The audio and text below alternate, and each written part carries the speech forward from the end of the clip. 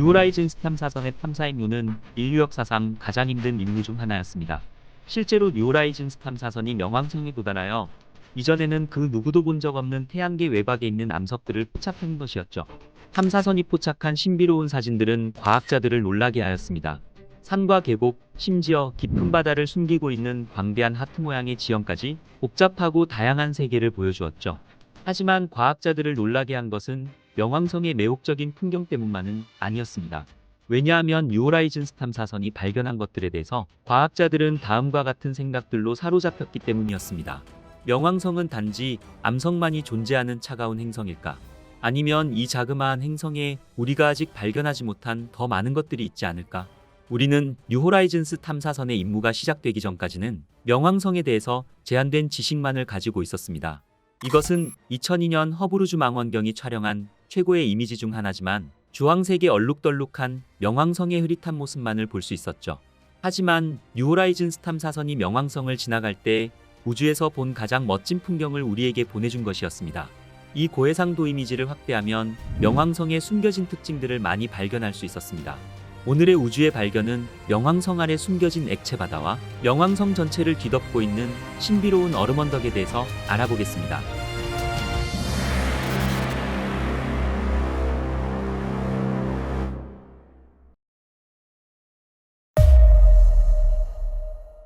뉴호라이즌 탐사선은 2006년 1월 19일 발사되었습니다. 임무의 주요 목표는 한때 태양계에서 가장 먼 행성으로 불렸던 명왕성을 연구하는 것이었죠. 그 당시 명왕성을 가까이에서 관찰하는 것은 거의 불가능에 가까웠습니다. 과학자들은 외소행성의 표면이 어떻게 생겼는지에 대해서 관심이 많았습니다. 사실 우리에게는 성능 좋은 허블 우주 망원경이 있었습니다. 하지만 허블은 먼 은하는 선명하게 볼 수 있었지만 명왕성은 자세하게 관측할 수는 없었죠. 우리가 알고 있는 가장 숨막히는 우주 이미지들은 허블이 촬영한 이미지들입니다. 허블은 우리에게 수백만 광년 떨어진 은하계의 선명한 모습을 보여주었지만 명왕성과 기타 해왕성 너머 물체처럼 우리에게 더 가까운 천체들의 이미지를 찍는 데에는 어려움을 겪고 있었죠.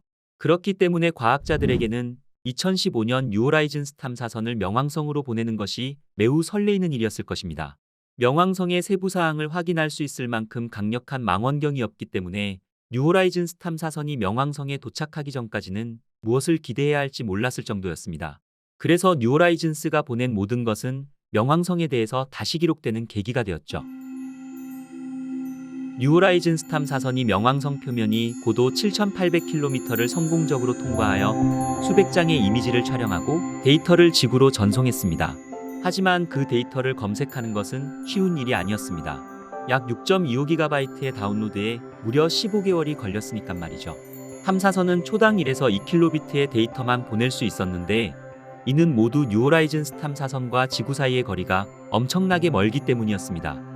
그럼에도 불구하고 기다릴 만한 가치는 충분했죠. 처음으로 인류는 명왕성의 산악지형에 대한 상세한 클로즈업 이미지를 얻었습니다. 일부 봉우리는 높이가 3,500m에 달했으며 다른 봉우리는 바위 대신 얼음으로 이루어져 있었죠. 연구원들은 얼음 산맥이 1억 년을 넘지 않았으며 최근 지질학적 활동의 잠재적인 징후라고 생각하였습니다. 그리고 여기 또 다른 클로즈업 이미지가 있는데 이 사진은 카론 표면의 사진으로 과거에 발생한 산사태의 증거를 보여주었죠. 그리고 한때 신비한 액체가 흘렀던 호수도 발견되었습니다. 이 호수는 명왕성의 거대한 하트 지형 바로 서쪽 산맥에서 발견되었습니다. 폭은 약 32km로 지금은 얼어붙은 것처럼 보이지만 다른 곳에서 발견된 증거에 따르면 이곳은 한때 액체가 흐르는 호수였을 것입니다. 명왕성 표면 온도가 영하 230도라는 점을 고려한다면 이것은 놀라운 발견이었습니다. 이 호수가 얼어붙기 전 어떤 종류의 액체가 채워졌는지는 아직 명확하게 밝혀지진 않았지만 과학자들은 액체 질소일 것이라고 추측하고 있죠. 그리고 명왕성에서는 이상한 일이 일어나고 있었습니다. 명왕성에서는 얼음이 기체 상태인 가스로 바로 변하고 있었죠. 얼음에는 승화라는 독특한 기능이 하나 있습니다. 승화 현상은 얼음이 고체에서 기체 상태로 전환되면서 발생하는 것으로 적절한 온도로 인해 얼음이 녹지 않고 중간 단계인 액체 상태를 건너뛰게 되는 것입니다. 스푸트니크 평원의 평평한 지역은 질소 얼음으로 만들어진 기하학적 모양으로 덮여 있습니다. 명왕성에서 촬영된 이미지는 오랫동안 과학자들을 당황하게 만들었습니다. 명왕성의 얼음이 줄어들면서 스푸트니크 평원 주변에 있는 얼음 언덕들이 기괴한 모양의 다각형 패턴이 생성된 것이었죠. 또한 명왕성에 일어나는 얼음의 승화 현상은 명왕성 표면 위에 칼날 같은 얼음들을 만들었습니다. 이 현상은 우리가 살고 있는 지구에서도 볼 수 있습니다. 하지만 명왕성에서는 지구에서 형성되는 얼음 기둥과는 달리 고층 건물 크기까지 커질 수 있는 것이죠.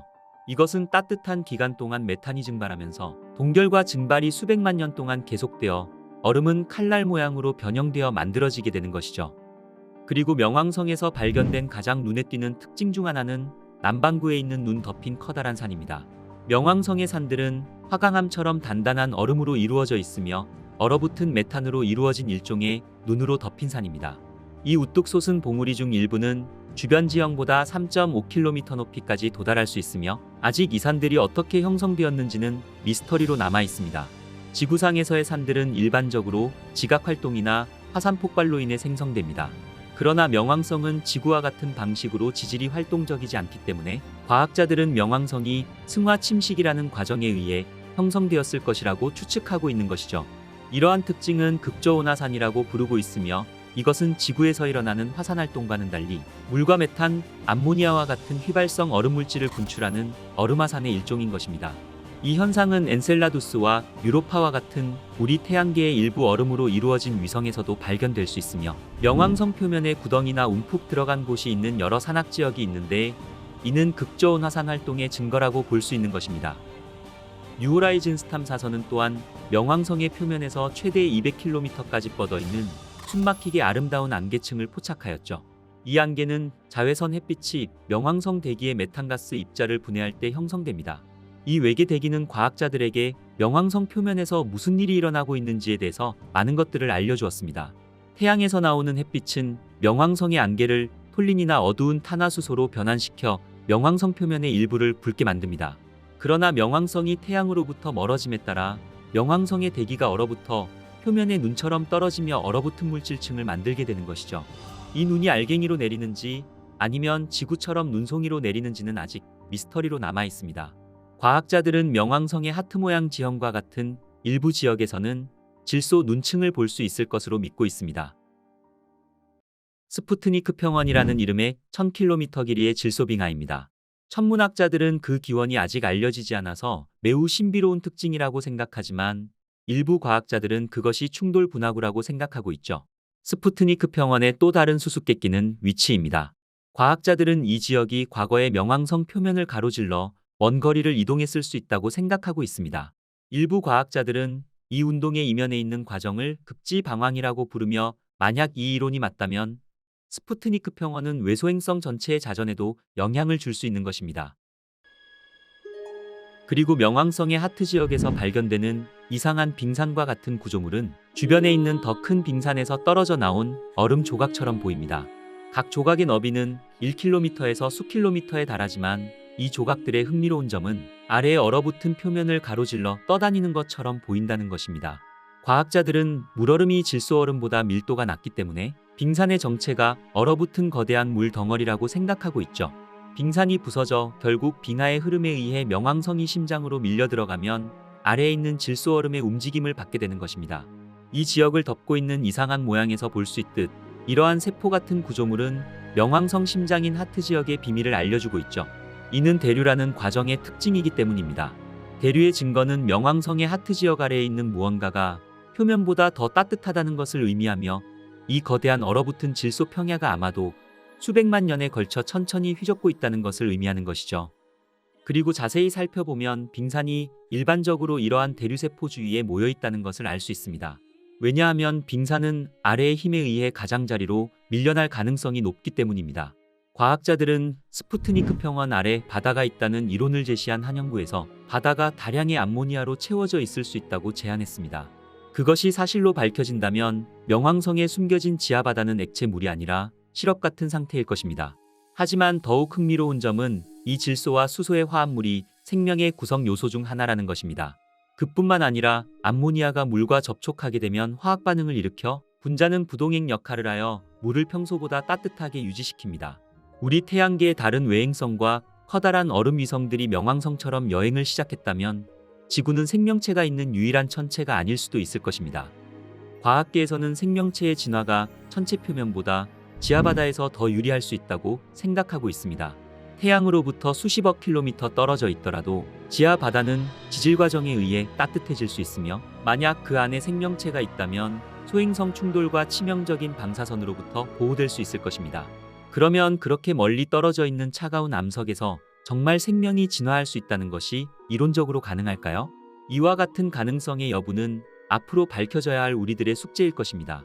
뉴호라이즌 스탐 사선이 명왕성을 방문하기 전에는 그 표면이 어떻게 생겼는지조차도 모르고 있었습니다. 이제 우리는 명왕성의 매혹적인 특징들을 발견하였고 탐구했습니다. 하지만 뉴호라이즌 스탐 사선이 명왕성을 탐사한 지 8년이 지난 지금에도 비행 중에 수집된 데이터는 여전히 연구 중에 있으며, 새롭고 흥미로운 발견들은 태양계를 보는 우리들의 방식을 바꾸어 줄 것입니다. 그리고 뉴호라이즌 스탐 사선은 여전히 하이퍼벨트를 탐험하고 있으며, 아마도 가까운 시일 내에 또 다른 발견으로 우리를 놀라게 할 수도 있을 것입니다. 우리는 아직 방문하지 않은 다른 외소행성이 수없이 존재하고 있습니다. 여러분의 생각은 어떠신가요? 우리가 태양계에서 생명체의 존재를 발견할 수 있을까요? 여러분의 생각을 아래 댓글로 알려주세요. 댓글 하나하나 읽어보겠습니다. 오늘의 우주의 발견은 여기까지입니다. 저는 또 더욱 재미있는 우주 이야기를 가지고 다시 찾아뵙겠습니다. 끝까지 시청해 주셔서 감사합니다.